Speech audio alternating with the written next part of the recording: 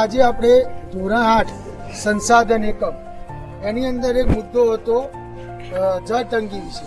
તો આપણે જાણીએ છીએ કે અત્યારે સૌથી વધારે ભારતમાં હોય કે વિશ્વમાં જળ તંગીનો મોટો પ્રશ્ન ઊભો થયો છે. કારણ કે અત્યારે આપણે પાણીનો બગાડ બહુ કરીએ. ખબર છે કે પૃથ્વી ઉપર પાણી સૌથી વધારે છે, જમીન કરતાં પણ પાણીનું પ્રમાણ વધારે છે, પરંતુ ઉપયોગમાં કરી શકાય એવું પાણી નથી. ખારું પાણી, દરિયામાં જે પાણી છે બધું ખારું પાણી છે, પછી પહાડોમાં પાણી હોય એટલે પાણીનો આપણે ઉપયોગ કરી શકતા નથી. મીઠું પાણી બહુ ઓછું જ છે. તો આ જળ તંગીમાં જે પાણીનો ઓછો બગાડ થાય અને આપણે પાણીનો ભવિષ્ય માટે વધુ ઉપયોગ કરી શકીએ એટલા માટે પાણીનો સમજી વિચારીને ઉપયોગ કરીએ. એટલા માટે એક આપણે પ્રવૃત્તિ કરીએ કે પાણી બગડવાના મુખ્ય કારણો કયા છે. તો આજે આપણને એ પ્રવૃત્તિ દ્વારા સમજાવશે. ચલો સ્ટાર્ટ. મારું નામ જળતંગી છે. આપણી પૃથ્વી ઉપર 78% પાણી છે, તેની અંદરથી 76% ખારું પાણી છે અને 2% મીઠું પાણી છે. તે 2% મીઠા પાણીમાં 1% પાણી બરફ જેવી જગ્યાએ છે અને 1% પાણી પીવા લાયક છે. તો આપણે એ પાણીનો બગાડ કરવો નહીં. તો મારા મુખ્ય કારણો છે, પહેલું ગીચ વસ્તી. હું ગીચ વસ્તી છું. હું જળતંગીનું એક મુખ્ય કારણ છું.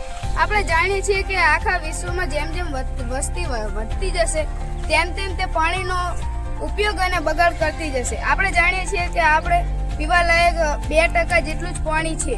જો તે તેમાંથી બગાડ અને ઉપયોગ કરતી જશે તો તે પાણી એક દિવસ ઘટી જશે અને આખા વિશ્વમાં જળતંગી ફેલાઈ જશે. જો આ એક વસ્તી ગીચતાનું કારણ હતું. કારણ કે અત્યારે જેમ ભારતની અંદર ભારતમાં વિશ્વમાં વસ્તી જેમ વધે એમ પાણીનો ઉપયોગ વધવાનો. આપણને ખ્યાલ છે કે આપણને પાણી વગર 5 મિનિટ પણ ચાલે નહીં. રસોઈથી માંડીને રાતે ઊંઘે ત્યાં સુધી આપણે સતત પાણીનો ઉપયોગ જોઈએ. પીવા માટે આપણે પાણીનો ઉપયોગ કરીએ, કપડાં ધોવા, વાસણ ધોવા, નાહવા ધોવા, દરેક બાબતોમાં પાણીનો ઉપયોગ થાય.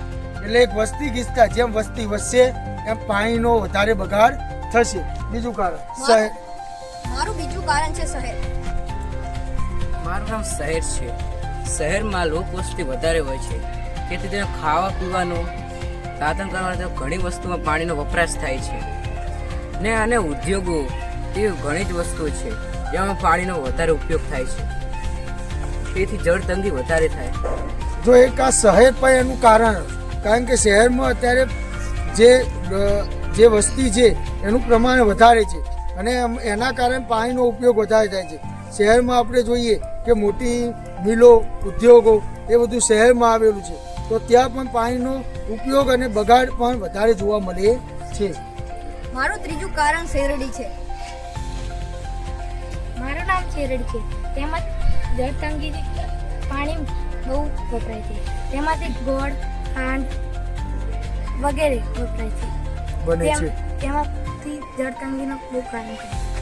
જો આ શેરડી, આપણને ખબર છે કે શેરડીના પાકમાં પાણીનો વપરાશ વધારે જોઈએ અને અત્યારે આપણને ખબર છે કે ખોળ, ગોળ એની વસ્તુનો વધારે ઉપયોગ થવા મળ્યો. કારણ કે આપણે ગરી વસ્તુ વધારે ખાઈએ એટલે દરેક વસ્તુની અંદર ખોળ, ગોળ એનું પ્રમાણ વધવા મળ્યું અને આપણે શેરડીની જરૂર વધારે પડવા મળી.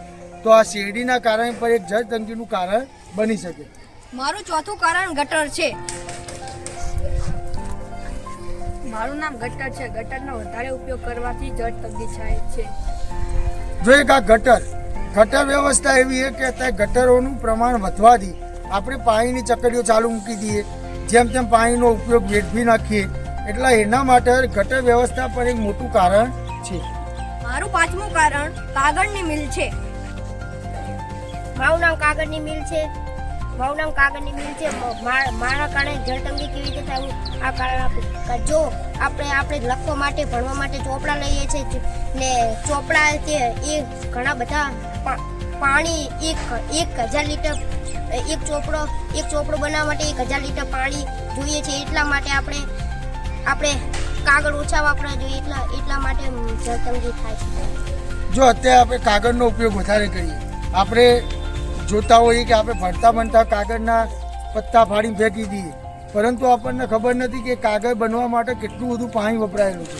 તો આ કાગળના કારણે પણ પાણીનો વપરાશ વધારે થાય છે. તો આ કાગળની મિલો પણ એક જળતંગી માટેનું કારણ છે. તો આજે આપણે આ બધા જે કારણોના જોયા જળતંગી માટેના, તો આપણે એક સમજી શકીએ કે જો આટલી વસ્તુમાં આપણે પાણીનો થોડો ઓછો ઉપયોગ કરીએ અથવા એ વસ્તુના બચાવ માટેના પ્રયત્નો કરીએ તો જળતંગી માટેના ઘણા જે પ્રયત્નો છે એ આપણી કક્ષાએથી આપણે કરી શકીએ છીએ. મોટા ભાગની